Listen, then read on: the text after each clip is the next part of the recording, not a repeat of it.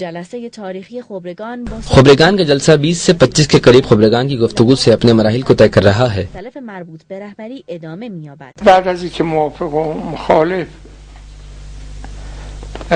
اس کے بعد مختلف آراء پیش ہوئی. طے یہ پایا کہ اس موضوع پر مزید بحث کی جائے اور وہ موضوع رہبریت کی شورائی شکل سے عبارت تھا. بحث و گفتگو کے بعد کہا گیا کہ اب اس مسئلہ پر رائے لی جائے. بحث گذاشته شده بود، حالا بنا بود به رأی گذاشته بشه.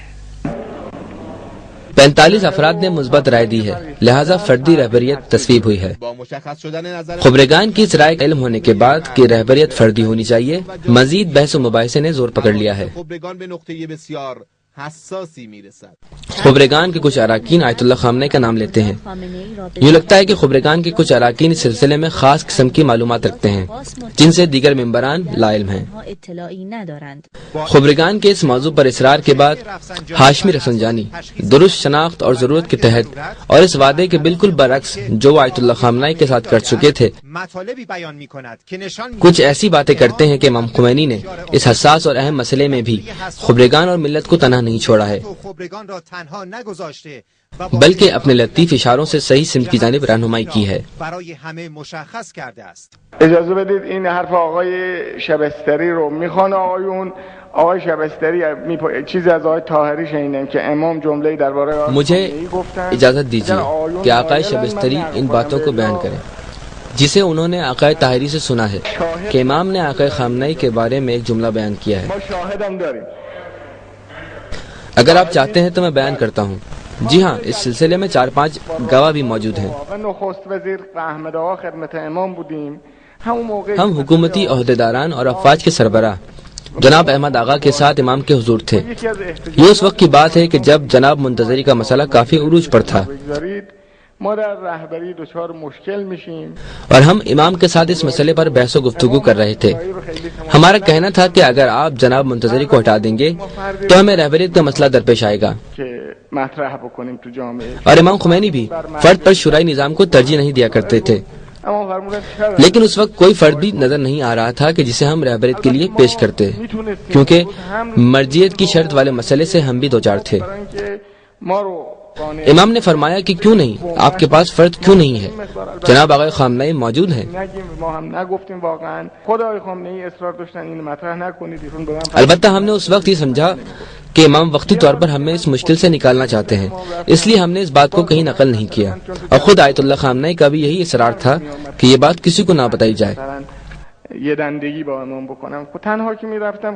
ایک بار امام کے ساتھ میری خصوصی ملاقات میں بھی یہی بات سامنے آئی، کیونکہ سب کے سامنے امام کے ساتھ بحث کرتے ہوئے مجھے مناسب نہیں لگتا تھا اور تنہائی میں بات کرتے ہوئے آسانی محسوس کرتا تھا. لہذا جب میں نے امام سے تنہائی میں بات کی تب بھی امام نے فرمایا کہ آپ کے پاس جب آقای خامنہئی جیسا شخص موجود ہے تو پھر کیوں تذبذب کا شکار ہیں؟ تیسری دفعہ جب آقای خامنہئی شمالی کوریا میں دورے پر گئے تھے اور ٹی وی ان کے دورے کی کوریج دکھا رہا تھا تو احمد آغا نے کہا کہ آقای خامنہئی بہت کامیاب انداز میں صدارتی ذمہ داریوں سے عہدہ برآں ہو رہے ہیں. تو امام نے اس وقت بھی فرمایا کہ حقیقت میں وہ رہبریت کی لیاقت رکھتے ہیں. اینم حرف سومی است که البته این من با از احمد آقا نقل میکنم. امام خمینی کے لطیف اشارے سننے کے بعد مجلس خبرگان کے اجلاس میں ایک خاص کیفیت پائی گئی. گویا خدائے بزرگ و برتر اور لطیف و خبیر نے اپنی خصوصی ہدایت کے ذریعے مجلس خبرگان کو فیصلہ کرنے میں بڑی آسانی پیدا کر دی. گویا اسلام و ایران کے مقدر کا فیصلہ ایک آسمانی فیصلہ تھا. بالکل واضح تھا کہ یہ فیصلہ کوئی معمولی فیصلہ نہیں، کسی قسم کی کوئی پلاننگ یا لابنگ نہیں ہوئی، بلکہ اچانک پوری صورتحال پر الہی رنگ چھا گیا. تمام دلوں پر رحمت و عنایت الہی کا نزول ہوا تھا. بغیر کسی چون و چرا کے عشق و محبت کے ساتھ سب لوگوں نے متفقہ فیصلہ کر دیا.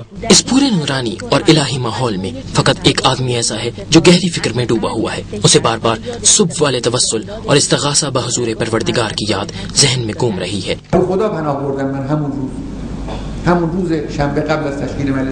میں نے اسی روز خداوند متعال کی بارگاہ میں استغاثہ کیا تھا.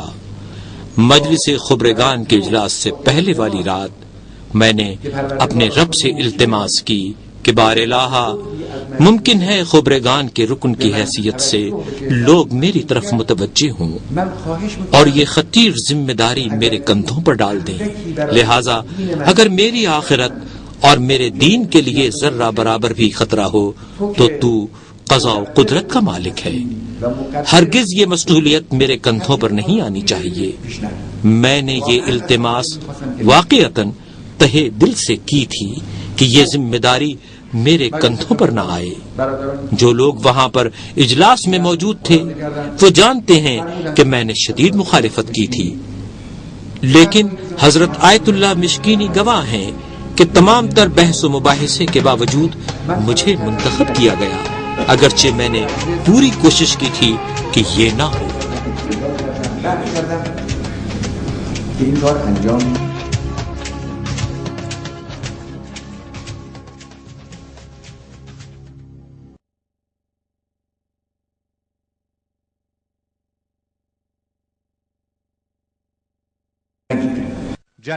مجلس خبرگان کا اجلاس نہایت حساس مرحلے میں وارد ہو چکا ہے، یعنی امام خمینی کی جانشینی اور مستقبل کے رہبر کے لیے ووٹنگ کا مرحلہ شروع ہو چکا ہے، لیکن اچانک ایک شخص مخالفت کے لیے اٹھ کھڑا ہوتا ہے۔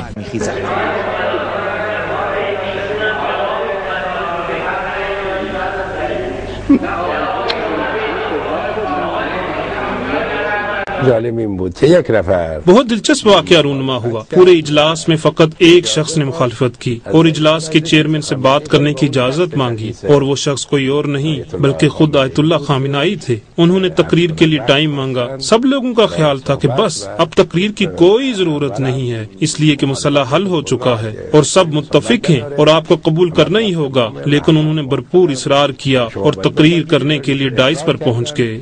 و رفتن پشت تریبون۔ دیکھیں جناب، دراصل میں اس بحث میں آپ لوگ میری بات نہیں سن رہے۔ بہرحال سب لوگ جان لیں کہ میں مخالف ہوں۔ آیت اللہ خامنائی کی بحث اور مخالفت کے باوجود بالآخر وہ تاریخی ووٹنگ شروع کر دی گئی تاکہ دنیا کے ساتھ ساتھ پوری بے چین ایرانی قوم کو امام خمینی کے صالح جانشین کا تعارف کروایا جا سکے۔ جو لوگ آیت اللہ خامنائی کی رہبریت کے حق میں ہیں وہ کھڑے ہو جائیں اور اپنی حمایت کا اظہار کریں۔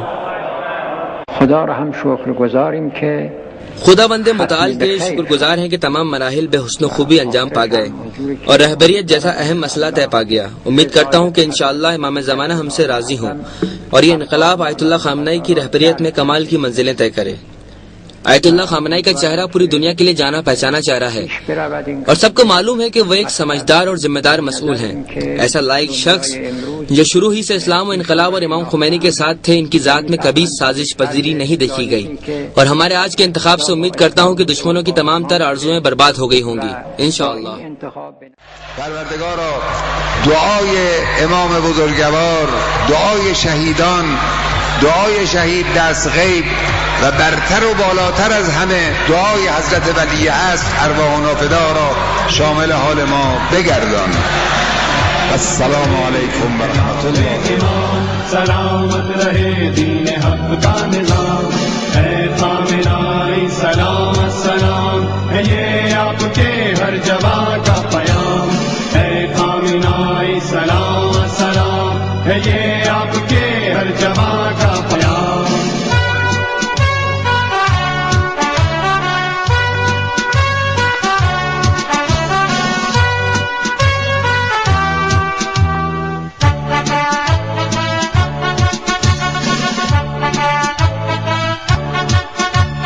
دنیا میں کچھ اس قدر انتشار، جسے دیکھو وہ غم سے ہے بے قرار، ہے دنیا میں کچھ اس قدر انتشار، جسے دیکھو وہ غم سے ہے بے قرار، سبھی کو ہے انصاف کا انتظار، ہے اب آپ اسلام کے پاسدار، سبھی کو ہے انصاف کا انتظار، ہے اب آپ اسلام کے پاسدار، اے خامنائی سلام السلام، ہے یہ آپ کے ہر جہاں کا پیام، اے خامنائی سلام السلام، ہے یہ آپ کے ہر جہاں کا پیام۔